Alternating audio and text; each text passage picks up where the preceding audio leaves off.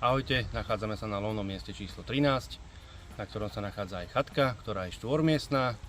Nenachádza sa v nej sociálne zariadenie. Je tu kuchynka vybavená, takže si môžete kľudne navariť. Je tu kúrenie, krásna teraska, krásne priestranné miesto. Čo sa týka lovu, tak miesto číslo 13 sa nachádza na druhej časti jazera. Je to ľavá strana.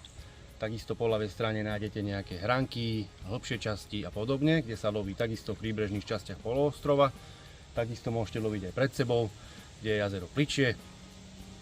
Nachádza sa tu krásne mólo, plek je upravený, ideálny pre 2, 3 aj 4 rybárov.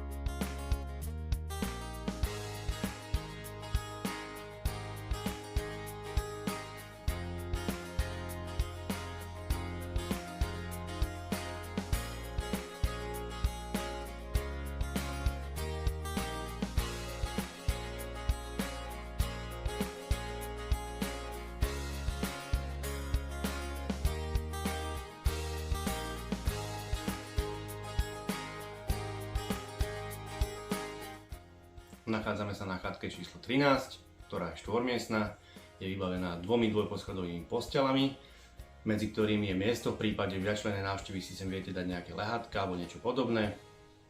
Na každej chatke máme kuchynku, varnú dosku, mikrovlnku, rýchlovarnú kanvicu, chladničku, televízor, elektrické kúrenie, veľa zásuviek pre nabíjanie batériek a podobne.